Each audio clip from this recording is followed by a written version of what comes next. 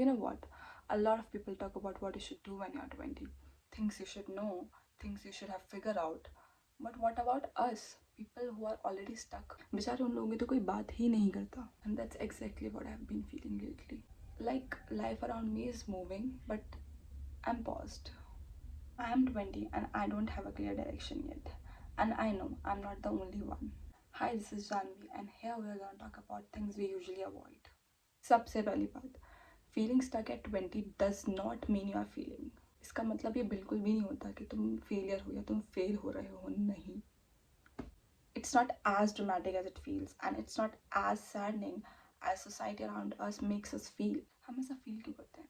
क्योंकि हम कंफ्यूज होते हैं, हम ओवर थिंक करते हैं, बिकॉज हम लोगों से खुद को कंपेयर करते हैं.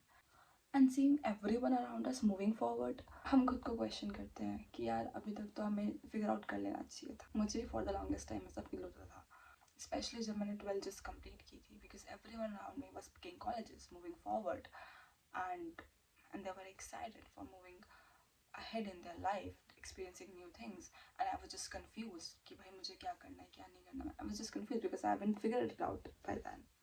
और सबसे ज़्यादा इरिटेटिंग ये चीज़ लगती है कि जब कोई पूछता है कि और क्या सोचा है, भाई नहीं पता. And please normalize not knowing, normalize not figuring it out when you are 20 or when you are 19 or when you are 18. Give us some time, please. I have been thinking about why many of us feel that way in our late 20s, and I realized that हमारी life एकदम से structured होना बंद हो जाती है, because अब हमारे स्कूल ख़त्म हो चुका है और कॉलेज एंड जॉब्स, रिस्पॉन्सिबिलिटीज सब स्टार्ट हो गए. Till now like we knew कि ठीक है 10th के बाद 11th में आना है, 11th के बाद 12th में आना है, एंड दैट टू 10th में हम लोग बहुत कन्फ्यूज होते हैं, क्योंकि वो भी एक पॉइंट होता है जब हमें अपने लाइफ का एक डिसीजन लेना होता है. तो मैंने एक चीज़ नोटिस करी है कि जब जब हमें अपने लाइफ में कोई भी डिसीजन लेना होता है ना, कोई छोटा सा एग्जांपल लेते हैं कि मान लो हम शॉपिंग करने गए हैं और शॉपकीपर ने हमें ड्रेसेस दिखा दिए. अब उनमें कन्फ्यूज रहेंगे because we would want to pick the best dress, right? तो ये ह्यूमन नेचर ही होता है कि जब जब हमें डिसीजंस लेने होते हैं हम कन्फ्यूज होते ही हैं. एंड नाउ हमारा करियर का भी हमें ही डिसीजन लेना है, तो लोग इतना एग्जैजरेट कर देते हैं इस चीज़ को बिकॉज इट्स करियर. बट अगर देखा जाए तो it's another life decision of yours, right? तो अगर हम ज़्यादा पैनिक करेंगे ना इस चीज़ पे तो शायद ज़्यादा हम कंफ्यूज होंगे. और मुझे लगता है ये शायद लोगों की भी गलती है, because everyone expects answers from us कि हमें क्या करना है, but no one tells how to find them.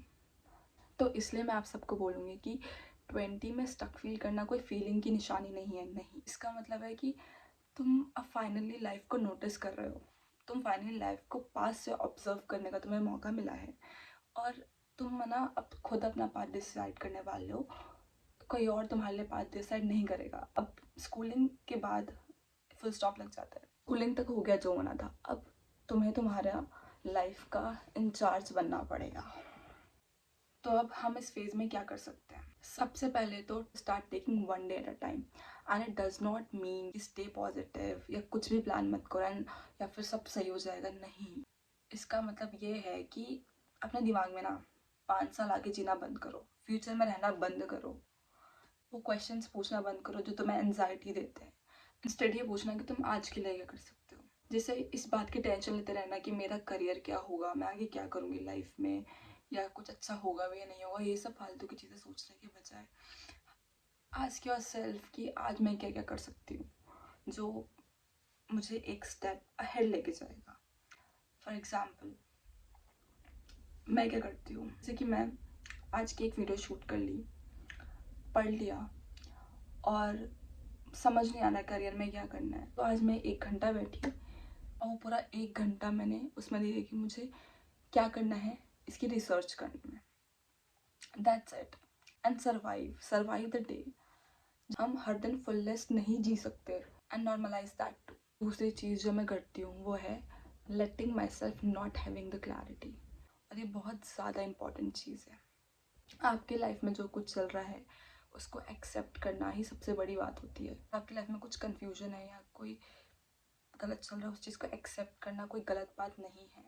और ज़्यादातर लोग सोचते हैं कि ट्वेंटीज़ में उनको पता होना ही चाहिए क्या करना है। ये किसने बोल दिया कि भाई ट्वेंटीज़ में आपको पता होना ही चाहिए? एक तो जो लोग ये प्रेशर दे रहे हैं ना कि ट्वेंटीज़ में आपको पता ही होना चाहिए कि आपको क्या करना है। भाई तुम पहले अपना बताओ कि तुम्हें पता था कि नहीं पता था।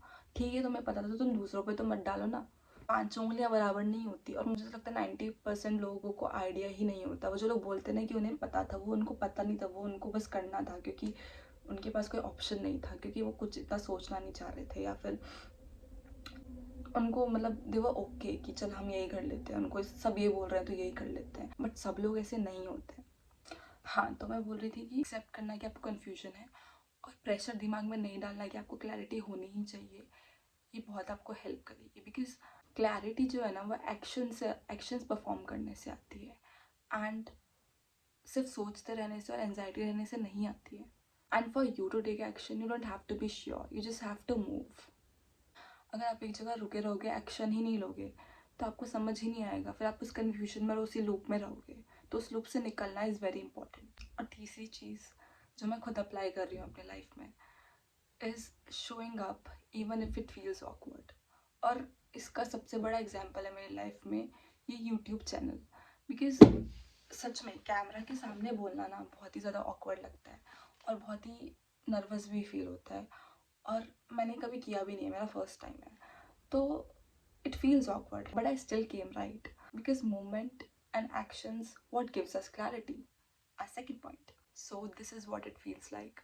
अपने फीलिंग्स से भागने के बजाय अपने फीलिंग्स के साथ बैठना और ऑब्जर्व करना, no matter how awkward it feels और how uncomfortable you feel, still showing up daily.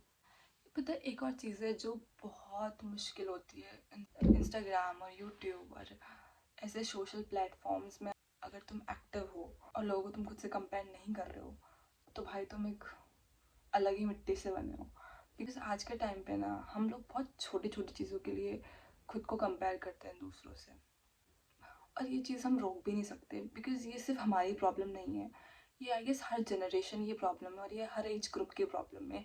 हर कोई अपने अपने लेवल पे थोड़ा थोड़ा कंपेयर तो करता ही है, तो ये चीज़ शायद रुक ही नहीं सकती है। तो तो मैं ये नहीं बोलूँगी कि भाई स्टॉप कंपेयरिंग योरसेल्फ, बिकॉज भाई ये बहुत ही इम्पॉसिबल चीज़ है। तो तुम एक दिन में ये चीज़ प्रैक्टिस नहीं कर सकते हो, लेकिन तुम इसकी जगह एक चीज़ कर सकते हो। जब भी तुम खुद को ना दूसरों से कंपेयर कर रहे हो ना, तो उस मोमेंट पे अवेयर रहो और खुद को ना पकड़ लो, उस चीज़ को एनकाउंटर करो। For example someone is doing better at your age, so instead of comparing that person to you, तुम खुद को बोलो कि ठीक है कोई बात नहीं, उनका टाइम अलग है, मेरा टाइम अलग है, उनके रिसोर्सेज डिफरेंट है, मेरे रिसोर्सेज डिफरेंट है। और अगर मैं उन पर ही ध्यान देती रहूँगी तो फिर मैं खुद पे कब काम करूँगी? तो shake it of and work on yourself. इतना सा अगर तुम खुद को बोलोगे ना तो एक तुम्हारा शिफ्ट होगा उस मोमेंट पे। ऐसा नहीं तुम दोबारा उस इंसान से नहीं करोगे, हो सकता है तुम फिर अगले दिन दोबारा करो तो तुम अगले दिन ही सेम चीज़ बोलो। तो ऐसे करके ना तुम जब भी करोगे ना तुम्हारा एक छोटा सा मेंटल शिफ्ट होगा, एंड उस मोमेंट में जो तुम्हारा ध्यान जो है वो 10-15 मिनट के लिए खो जाने वाला था या बुरा फील करने वाला था, तुम उस चीज़ से बच जाओगे। And let me clear this one thing, मैं ये लाइफ जीने की कोई हैक्स नहीं बता रही और कोई मैजिक सॉल्यूशंस नहीं है, मैं कोई लाइफ एक्सपर्ट या लाइफ कोच या कोई गुरु वुरु नहीं हूँ।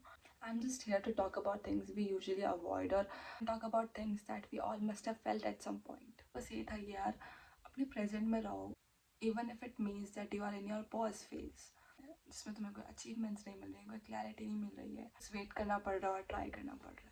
सो instead of hating these moments when life is quiet, start enjoying these moments too. Because ज़्यादातर लोग यही सोचते हैं इंक्लूडिंग मी, मतलब मैं भी पहले ऐसे ही सोचती थी कि भाई लाइफ तभी काउंट होती है जब तुम्हारी लाइफ में कुछ ना कुछ चल रहा होता है, कुछ धमाकेदार, कुछ एकदम मस्त सा चल रहा होता है, तभी लाइफ काउंट होती है। बट नाउ आई अंडरस्टैंड कि साइलेंट फेज जो है ना हमारी लाइफ का वो भी उतना ही मैटर करता है और उस टाइम को हमें उतना ही इंजॉय करना चाहिए। तो लास्ट में मैं यही बोलूँगी कि अगर अपने लेट 20s में हो और आप स्टक फील कर रहे हो तो आप पीछे नहीं हो। It's just you're in the process and you have to learn how to enjoy this process.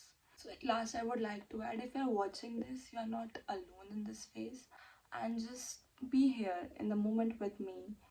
No answers, no pressure, just presence.